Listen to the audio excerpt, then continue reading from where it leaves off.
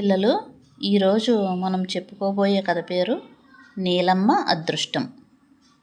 పర్వతపురం అనే ఊర్లో నీలమ్మ అనే ఒక యువతి ఉండేది.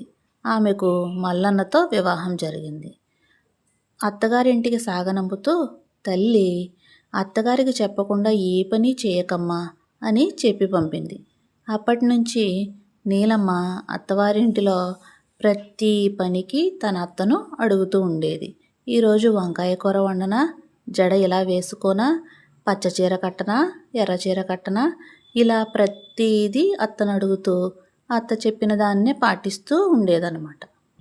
ఇలా కొన్నాళ్ళు గడవగా అత్తగారికి వృద్ధాప్యం వచ్చి ఆమె మరణించింది.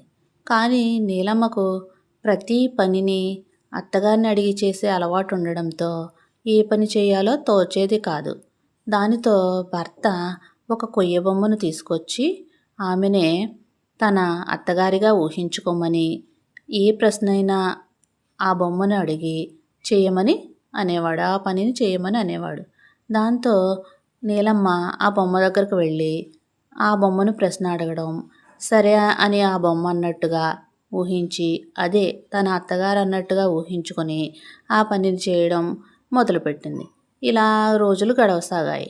ఒకరోజు నీలమ్మ, మల్లన్న ఇద్దరూ పక్క ఊరి సంతకు వెళ్ళి కావలసిన పండ్లు, కూరగాయలు, సరుకులు అన్నీ కొని తెచ్చుకున్నారు. దీనితో పాటు ఒక స్వీట్ షాపుకు కూడా వెళ్ళి మిఠాయిలు కూడా కొనడం జరిగింది. వాళ్లతో పాటు తన అత్తగారి కొయ్య బొమ్మను కూడా తీసుకుని వెళ్ళారు. వచ్చే మార్గంలో పెద్ద అడవి ఉండడంతో అడవిని దాటాల్సిన పరిస్థితి ఏర్పడింది. సమయమా చీకటి పడింది. ఏమి చేయాలో మల్లన్నకు తోచక, ఈ రాత్రికి ఇక్కడే ఉండిపోదాం, రేపు వెళదాం, ఈ అడవిలోనే తలదాచుకుందాం అన్నాడు. వారంతా కలిసి ఒక చెట్టు కొమ్మ మీద కూర్చొని ఆ రాత్రంతా గడపడానికి సిద్ధమయ్యారు. ఇంతలో కొంతమంది దొంగలు వచ్చి వారు దోచుకున్న సొమ్మునంతా ఆ చెట్టు కింద నుంచుని పంచుకుందామని అనుకున్నారు.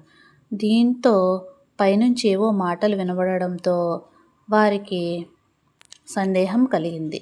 ఇంతలో మల్లన్న తన భార్య నీలమ్మను, నాకు ఆకలిగా ఉంది, మిఠాయిలు పెట్టు అన్నాడు. దీంతో ఆవిడ ఒక 5 మిఠాయిలు షాపు నుంచి కొనుగోలు చేసినవి మీకు 3 ఇవ్వనా, నేను 2 తిన్నా అన్నది. దీంతో ఆ దొంగలందరూ నిజమే, ఏదో భూతమో దెయ్యమో ఉన్నాయి పైన అని భయపడి వారు దోచుకున్న సొమ్మునంతా వదిలిపెట్టి పారిపోసాగారు.